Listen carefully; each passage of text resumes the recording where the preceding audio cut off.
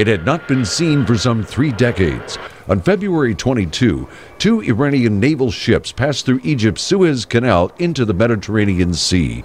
By itself, it was an uneventful transit, but seen in a larger context, the passage represented renewed relations between the two nations.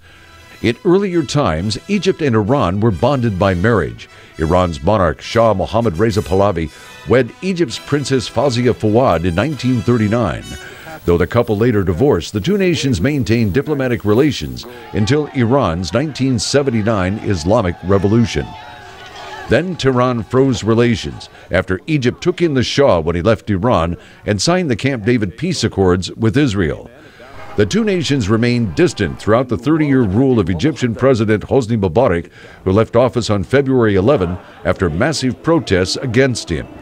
Since then, Egypt's caretaker military government has begun a thaw with Iran.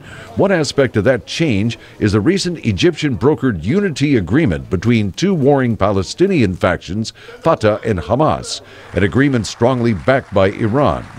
Atomic Institute analyst Tawfiq Hamid says that the pact was meant to restore Egypt to a traditional leading mediation role and reposition it away from its recent past. The Arabs and the Palestinians considered that Egypt during Mubarak time was pro-America, pro-Israel, anti-Palestinians. So the Egypt position as leading country in the Arab world was weakened. What happened when the new regime or new system comes, they want to regain this leadership. So the fastest thing was to bring Hamas and Fatah and... In public, Egypt has characterized these overtures with Iran as moves toward normalization and not toward embracement. Egyptian Foreign Ministry spokeswoman Meina Makhoum has said, "We look at Iran as a neighbor in the region that we should have normal relations with. Iran is not perceived as an enemy as it was under the previous regime and is not perceived as a friend." Warmer relations with Iran and Hamas are not just foreign diplomatic initiatives for Egypt. The change also reflects how the once-banned Islamist group Muslim Brotherhood, which supports Hamas, has gained influence ahead of Egypt's upcoming elections, as RAND analyst Ali Reza Nader points out.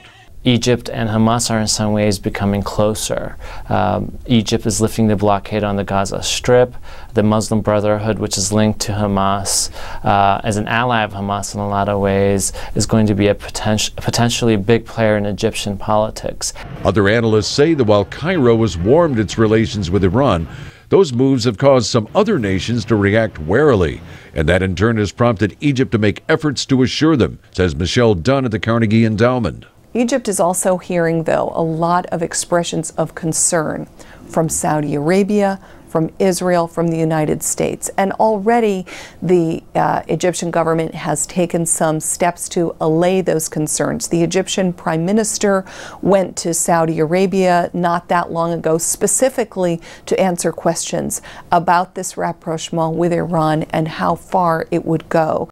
But Egypt's foreign minister, Dr. Nabil al-Arabi, in a recent interview with the Washington Post newspaper, insisted that his country's thawing relations with Iran do not freeze out other nations, including the United States.